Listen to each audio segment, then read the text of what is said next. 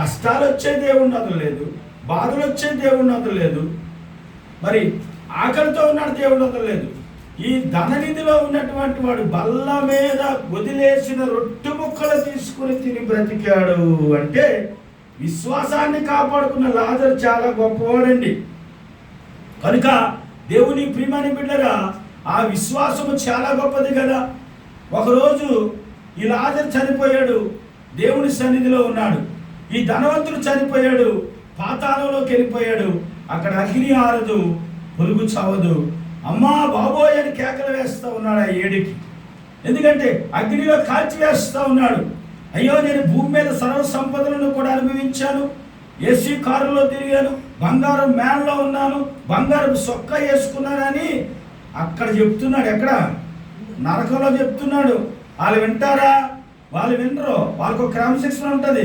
మనిషి వస్తే అగ్నితో కాల్చేయి అంతే. అక్కడ అగ్ని ఆరదు, పురుగు చావదు. ఇలా కాలుస్తున్నప్పుడు, వేధిస్తూ ఉన్నప్పుడు ఈయన ఇలా పైకి చూసాడట. పైకి చూస్తే ఈ యొక్క చనిపోయినటువంటి లాజరు ఎక్కడున్నాడంటే అబ్రహాము రొమ్మున ఆనుకుని ఉన్నాడు. దేవునికి స్తోత్రం, హల్లెలూయా. అబ్రహాము రొమ్మున ఆనుకుని ఉన్నటువంటి ఈ లాజర్ని చూసి లాజరు లాజర్ అని బిగ్గరగా కేకలు వేస్తున్నాడు పాతాళంలో నుంచి. అప్పుడు ఈయన చూసి అంటున్నాడు, అయ్యో సార్, మీరు కిందకి వెళ్ళిపోయారా? అందుకే చెప్పాను మీకు యేసు ప్రభువుని నమ్ముకోమని. మీరు నమ్ముకోలేదు. నేను రక్షణ పొందుకున్నాను కనుక నేను పరలోకంలో దేవుని సన్నిధిలో ఉన్నాను. మీరు రక్షణ పొందుకోలేదు. భూమి మీద ఇది నాది అనుకుంటావు, భూమి మీద అది నాది అనుకుంటావు, భూమి మీద సౌకర్యం బాగుంది అనుకుంటావు, కానీ చచ్చిన తర్వాత నువ్వు ఏమైపోతున్నావు తెలుసుకోవట్లేదు. వీళ్ళని గమనించండి. భూమి మీద పేదవాడైనా గొప్పవాడైనా తిండికి లేనివాడైనా దేవుని బిడ్డ పరలోకంలో కోటీశ్వరుడే. దేవునికి స్తోత్రం, హల్లెలూయా. కనుక దేవుడిచ్చినటువంటి కృపను బట్టి ఆ కేకలు విని కొంచెం నీలైవా నాకు అని కింద నుంచి అరుస్తాడు పాతాళంలోంచి. చిటికిన వేలలో నుంచి నీళ్లు రాంపవా అంటాడు. చూసారా? మనిషి దాహం వేస్తే బతుకున్నప్పుడు లీటర్ నీళ్ళు తాగుతాడు.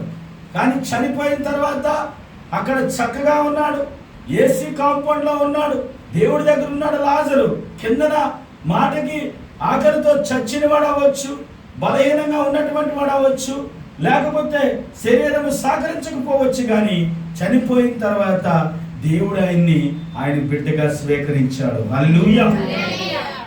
అలాగా దేవుని ప్రియమైన బిడ్డరా, లాజరు పాపానికి దాసుడవలేదు, సత్యానికి దాసుడయ్యాడు. లాజరు దేవుణ్ణి ఇష్టపడ్డాడు, రక్షణ పొందుకున్నాడు, విధేయుడిగా ఉన్నాడు. కాబట్టి చనిపోయిన తర్వాత దేవుని దగ్గరికి వెళ్ళాడు. ఈ ధనధాన్య సమృద్ధి అనిపించినటువంటి వాడు నావాలు, నాన్నదమ్ములు, నాక చెల్లెళ్ళు, ఆలు ఈలు అనుకున్నారు, కానీ అసలు వదిలేశాడు. ఏంటి? దేవుడు పెట్టిన ఆత్మ ఎక్కడికి నువ్వు అప్పగించాలంటే దేవునికి అప్పగించాలి. దేవునికి అప్పగించుకుంటా ఆ ఆత్మ నువ్వేం చేస్తావంటే పాతాళ లోకంలో తీసుకుని వెళ్ళిపోయావు. కనుక దేవుని ప్రియమైన బిడ్డరా, అక్కడ అగ్ని ఆరలేదు, పురుగు చావలేదు. ఆ మనిషి శిక్షించబడతానే ఉన్నాడు, కేకలు వేస్తూనే ఉన్నాడు, బాధలు పడుతూనే ఉన్నాడు, దుఃఖపడుతూనే ఉన్నాడు, వేదన చెందుతూనే ఉన్నాడు, శరీరం అంతా కూడా కాలిపోతూ ఉంది. ఇప్పుడు చెప్పండి, యేసు ప్రభుకి దాసులు అవుదామా, ఈ లోకానికి దాసులు అవుదామంటే మనం యేసయ్యకే దాసులు అవుదాం. దేవునికి స్తోత్రం, హల్లెలూయా. కనుక దేవుని ప్రియమైన బిడ్డగా యేసు ప్రభువారు ఇంకో మాట దేవుని వాక్యంలో మరి మాట్లాడుతున్నారు. అది కూడా మనం చూద్దాం. చూడండి, పాపం ప్రతి వాడును పాపానికి దాసుడు ఎల్లప్పుడు ఇంటిలో నివాసము చెయ్యడు, కుమారుడు ఎల్లప్పుడు నివాసము చెయ్యడు. దాసుడు అంటే ఎవరు? సేవకుడు. సేవకుడు వస్తాడు, ప్రార్థన చేస్తాడు, అవసరం లేదు అడుగుతాడు, ప్రార్థన చేసి వెళ్ళిపోతాడు. ఎవరు? దాసుడు. దాసుడు పని ఏంటి? కాయడం, వారి కొరకు ప్రార్థన చేయడు, వారి అవసరముల కొరకు ప్రార్థన చేయడు, సంఘానికి ఎవరు వస్తున్నారో ప్రార్థన చేయడు, కాయడం, మేపడం దాసుడు పని. అంతేగాని దాసుడు ఎప్పుడు కూడా నివాసం ఉండడు. దాసుడు నివాసం ఉండడానికి కాదు, వచ్చి మీ యొక్క ఉన్నటువంటి విలువలు ఏవైతే ఉన్నాయో, అవసరతలు ఏవైతే ఉన్నాయో అవన్నీ కూడా కనుక్కొని ప్రార్థించాలి. ఉండమని దేవుడు చెప్పలేదు. అలాగే కుమారుడు నివాసం చేస్తాడు. ఎవరు అంటే దేవుడు కుమారుడైన యేసు ప్రభువారు మాత్రమే మీతో మీతో మీతో మనందరితో కూడా నివాసము చేయగలడు. గట్టిగా చెప్పండి. కుమారుడు నివాసం చేయాలంటే నువ్వేం చేయాలి? కుమారుడికి ప్రార్థన చేయాలి. ఏం చేయాలమ్మా? యేసయ్యకు నువ్వు ప్రార్థన చేయాలి. యేసయ్యకు నువ్వు ప్రార్థన చేసినప్పుడు యేసయ్య నిన్ను దీవించడం మొదలు పెడతాడు. ఈ లోకం అనే పాపములో నుంచి విడిపించడం మొదలు పెడతాడు. యేసయ్య నీతో ఉండడానికి మొదలు పెడతాడు. యేసయ్య నిన్ను ఆశీర్వదించడానికి, నీ ఇంటిలో ఉండడానికి ఆయన ఏర్పాటు చేసు. ఎవరైనా సరే జీవితంలో దేవుని ప్రియమైన బిడ్డరా, కుమారుని యేసుక్రీస్తు ప్రభువారు ఉంటే సమాధానం ఉంటుంది, నెమ్మది ఉంటుంది. ఏమండి? అలాగే ఉన్న దాంట్లోనే సమృద్ధి కూడా దేవుడు ఇస్తాడు. హల్లెలూయా. ఉన్న దాంట్లోనే దేవుడు సమృద్ధి ఇస్తాడు. దేవుని ప్రియమైన బిడ్డరా, ఎవరినో చూసి మనము కాదు కానీ దేవుడిని చూసి మనం అతిశయపడాలి.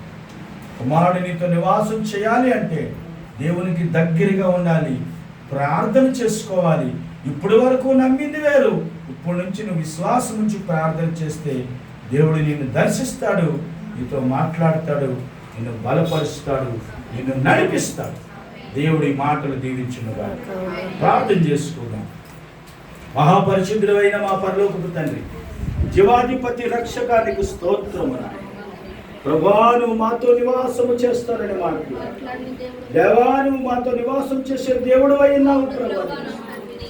అయా, వాక్య విని బిడ్డలందరినీ కూడా మీరు దీవించండి, ఆశీర్వదించండి, అద్భుతాలు చేయండి, ఆశ్చర్యకార్యములు జరిపించండి ప్రభువా. ఈ మాటలు 30 60 100 ఫలింపజేసి ఆశీర్వదించమని యేసు నామమున ప్రార్థించి వేడుకొనుచున్నాను తండ్రి.